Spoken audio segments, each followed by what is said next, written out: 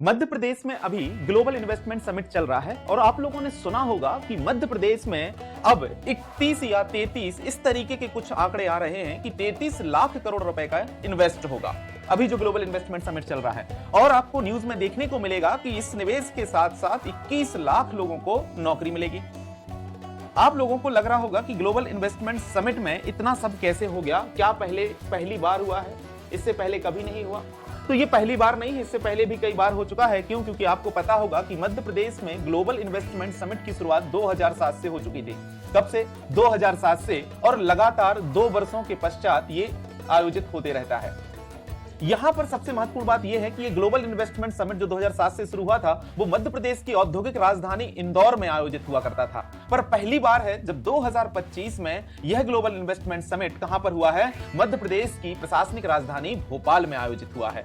और यहां पर जब ये भोपाल में आयोजित हुआ है तो इसको थोड़ा सा भव्य रूप देने का प्रयास किया। इससे पहले भी भव्य रूप में ही हुआ है और हर बार की तरह इस बार भी खबर छप रही है कि 33 लाख करोड़ रुपए का इन्वेस्टमेंट होगा, 21 लाख नौकरियां निकलेंगी और 21 लाख में से बस आपको 158 घटा देनी है, ठीक है, क्योंकि ये निकल गई हैं।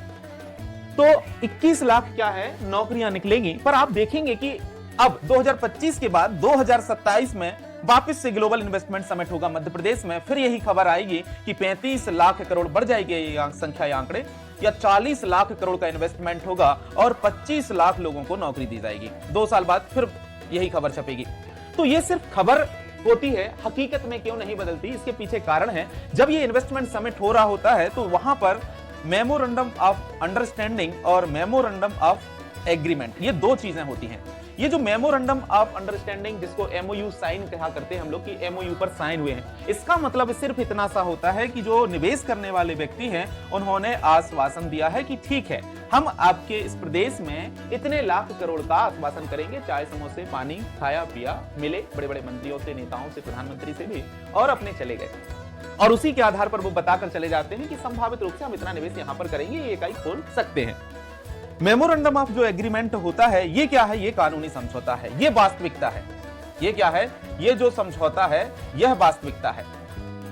अगर आपको बता दिया जाए कि एमओए जो साइन हुए हैं उनकी संख्या इतनी है और उसमें निवेश इतने लाख का आएगा, तो समझ जाना ये वास्तविक आंकड़े हैं जो धरातल पर आपको दिखाई देंगे। और ये मुंगेरी लाल के क्या है?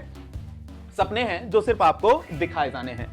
तो मेमोरेंडम ऑफ जो अंडरस्टैंडिंग एमओयू होता है, ये सिर्फ हाथी के दांतों के जैसा होता है, दिखाने के कुछ और खाने के कुछ। तो अगले 2 वर्ष बाद जब आप सुनेंगे तो फिर आपको पता चलेगा कि वापस से मध्य प्रदेश में एक इन्वेस्टमेंट समिट हुआ है और उसमें 40 लाख करोड़ रुपए का निवेश आएगा और 25 लाख लोगों